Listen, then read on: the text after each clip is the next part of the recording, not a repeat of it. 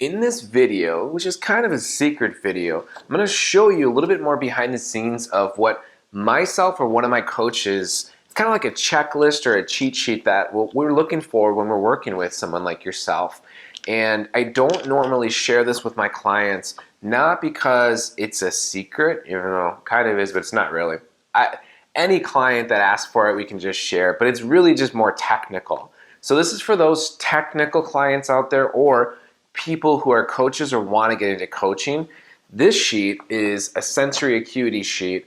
It's a checklist of something that we can look at as intro awareness coaches to be able to find out a lot more about you and not only learn about you, learn how your communication style is, learn how you need to receive information in order for it to work and for you to understand it, but we also can teach that back to you.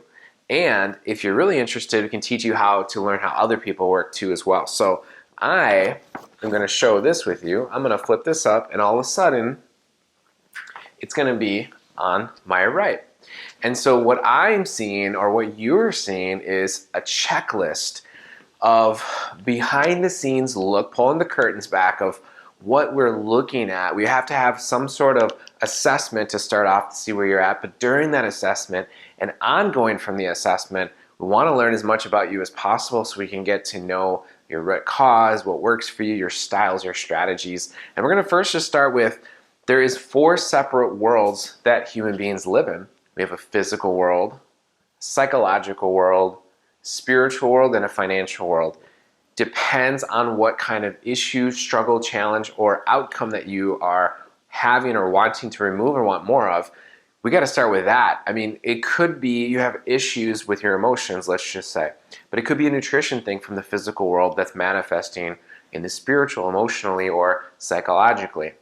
Let us just say there is something that's stopping you from getting to that next level in the financial world. That could be from the spiritual world, root cause, or it could be a psychological mental pattern that you have as well. So first we start with the first and foremost, what world are we talking about? Again, this is from our side, from a coach that's highly skilled and highly trained in this modality, in this system, and we can actually start to learn what are we talking about here. Now we can go forward. The next part is body language. 55% of our communication is communicated and shown through our body, the way our body moves. It could be eye blinks, it could be breathing rates, it could be the color of our skin as far as like flush or pale. It could be certain movements our body does if we speak with our hands. It could be not moving at all. No communication is still communication in the coaching world.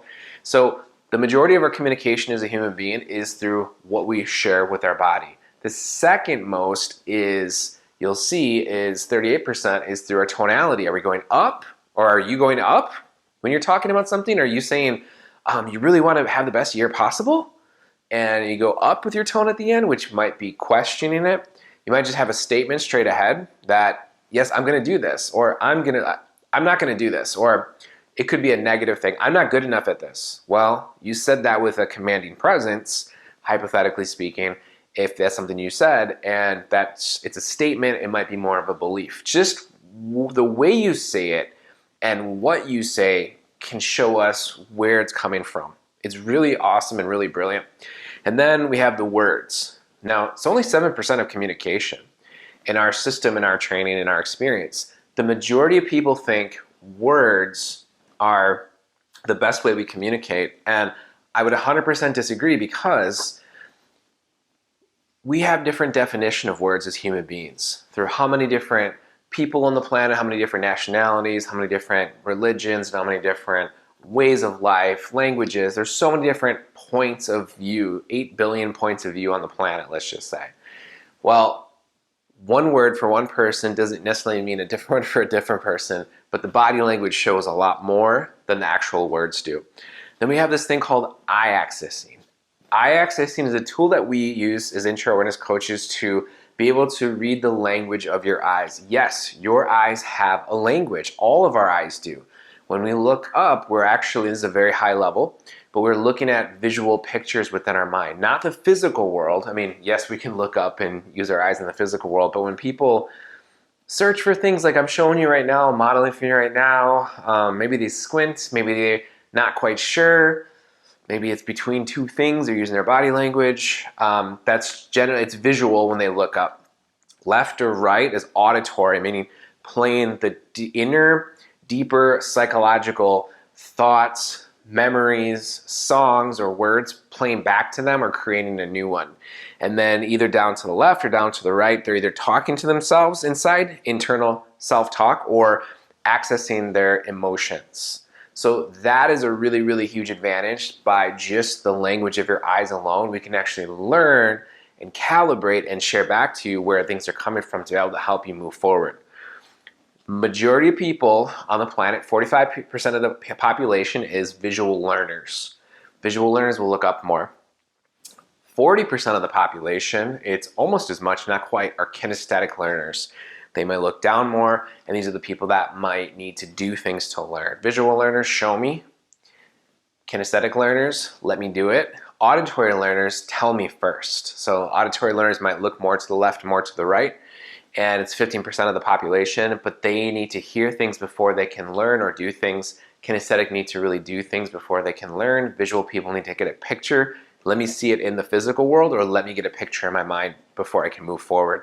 Depending on if you're a visual, auditory, or kinesthetic dominant learner, will completely shift how we communicate with you, the words, the predicates that we use, our delivery system, because we want to speak your language. Yes, we're going to communicate in English, let's say, but just because we all speak English, or all English speakers don't necessarily connect or relate or can communicate well.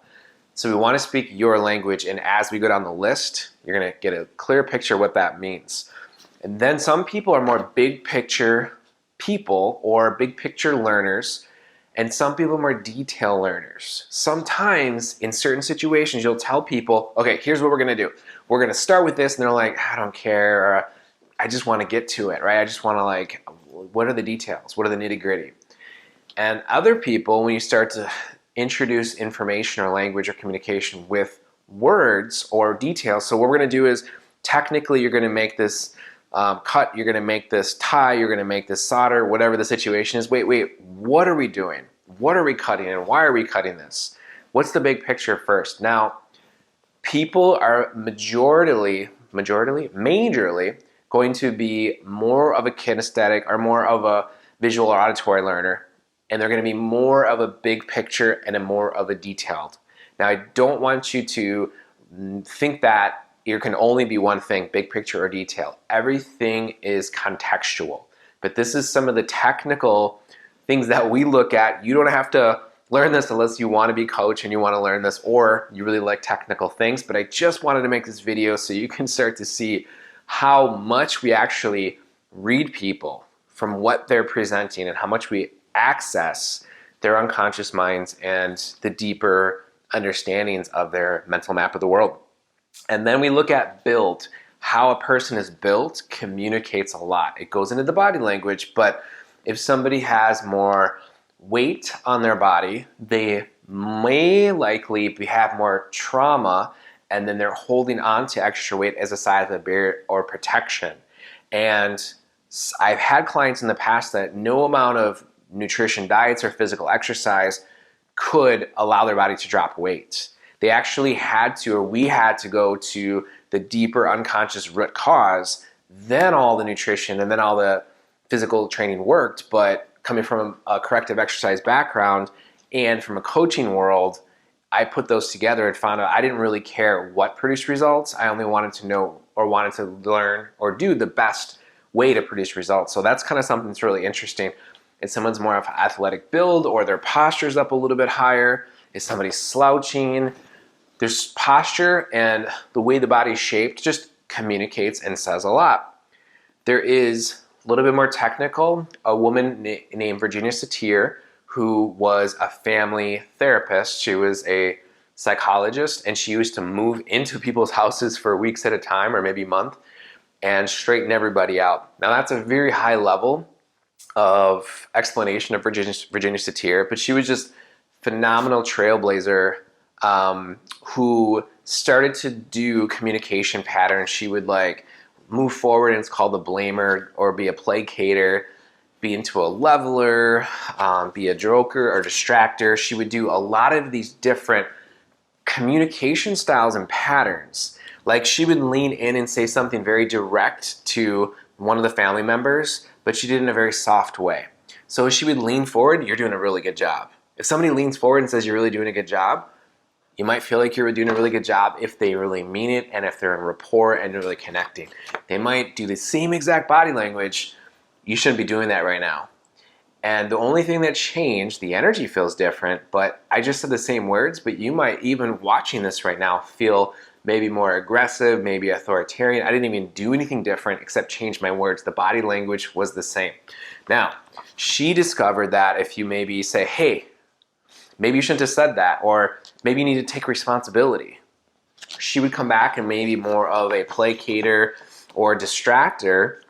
Like she would just fumble something, and it's like, well, if you didn't do that, they wouldn't have, they wouldn't have yelled at you, or you didn't cause that. Instead of leaning forward, which can be perceived to be more aggressive or the aggressor, she would lean back or do different things with her body language that would be able to allow her to deliver the message. And sometimes, a lot of times, the family member didn't want to hear it, but the way she delivered it, it got through, and it actually caused a deeper shift in the behavior within the individual, but then it actually transmuted or actually carried through to the whole entire family. So we do the satir category, and we do different ways of communication that works.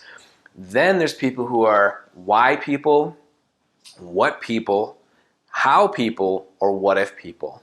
Why people need to know, majority of people are why. They need to know why before they can listen or move ahead. What people, like what are we talking about? What's the context, and just what is the subject, what is the topic? How people is I don't really maybe care so much for the why, or I don't really care how, let's just, or as far as what, how do we do it? Let's get into it. What are the steps that are broken down, and what are the procedures? And then what if people, very interesting, because they're like, well, what if this happens in this scenario, and if the sun goes down, what about this? There's no more sun anymore, what's going to happen to the plants? Okay, what about this situation? So yes, everybody can have all those questions, but people are generally, with their programs, geared towards being in one of these four major categories, along with all these things that I'm sharing. People are more internal processors. They like to get information, think about it themselves, deal with themselves, and then that's how they make decisions. While other people might be more external processors, where they want to get the information outside of themselves so they can see it. Maybe they want to engage or interact with a coach or a friend. Maybe they want to vent. Maybe they just want to share. There's a lot of different things that internal and external processors have different advantages and disadvantages for, which kind of goes to introvert and extrovert. Introvert and extrovert is not necessarily the same thing as internal and external processors.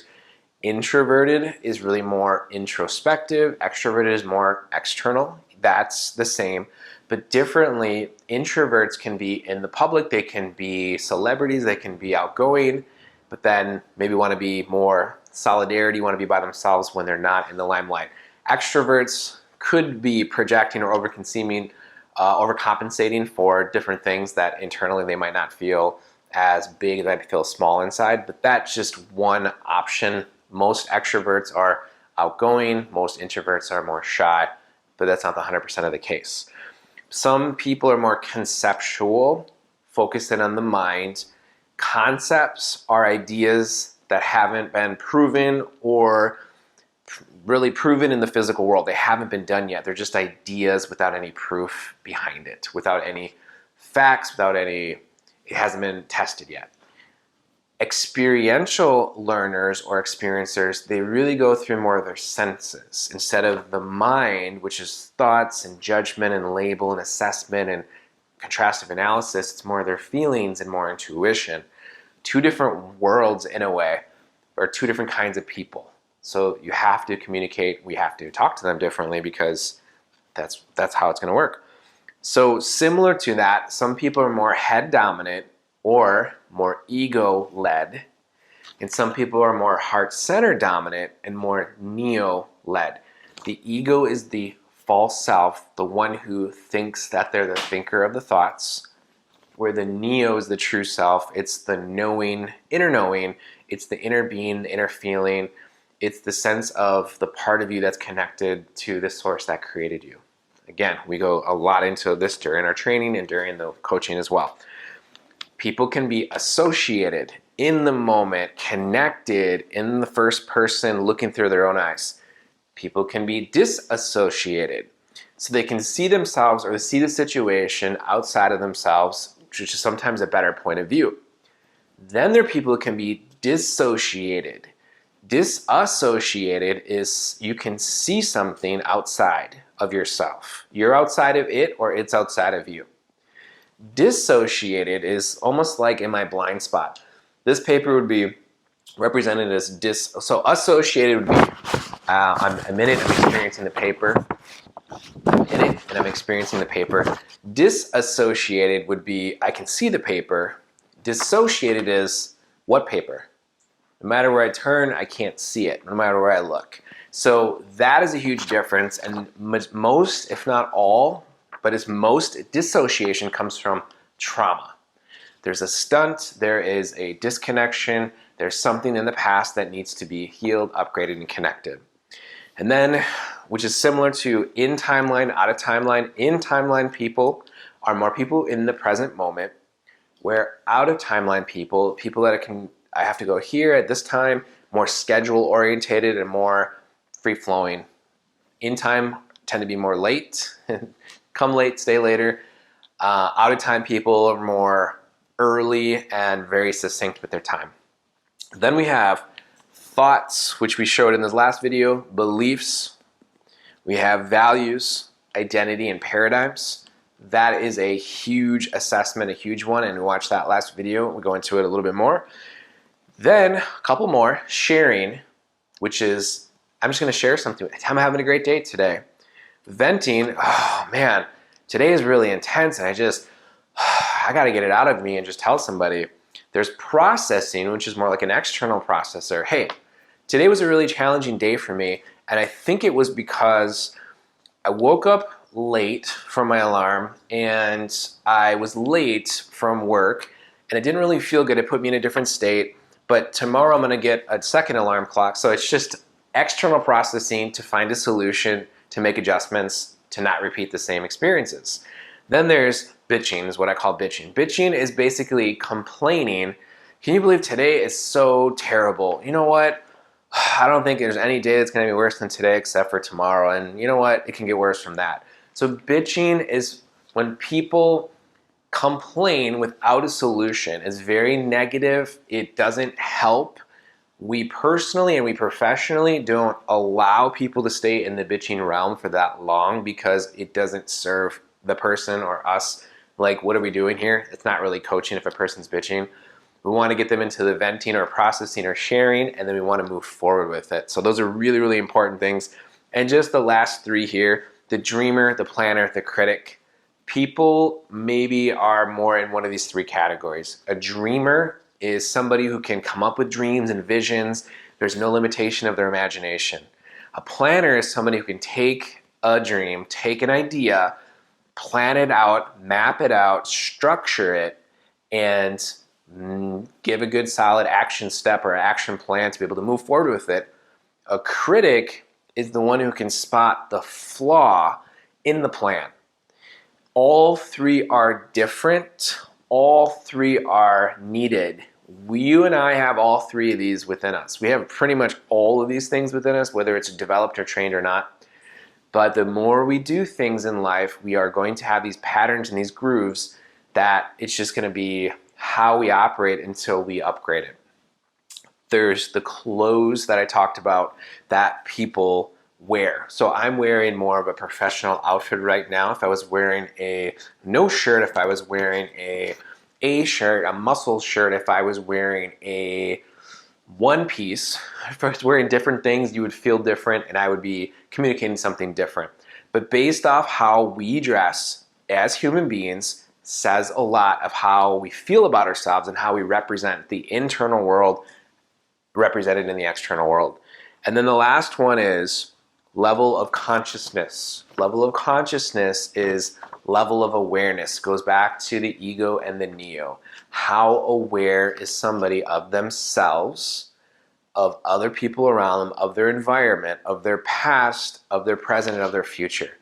These are some of the assessments, most of the assessments, this cheat sheet that we do and we look at, which is very, very technical, but this is what we do. This is why we get hired to team up with you or your business, and we find out what it is that you have not been able to find out. We find the root cause, we find the kink, we find the wrench, the monkey wrench in the whole mental map, and then we actually make the corrections and the adjustments and the suggestion to walk it with you side by side and help you to be able to move forward. So this is a sensory acuity, sensory awareness that we actually teach in the level 4 life coaching training, but we also teach parts of it all the way through. That this is what you're gonna get. We don't always communicate it, because if you watch this far in the video, you can see this is a lot of information. But if you are geeked out about this, if you're interested, you can learn more. We can teach you, we can go through this with you and for you and share what that might be for you and how this might give you advantages or disadvantages and what we suggest to correct or upgrade it.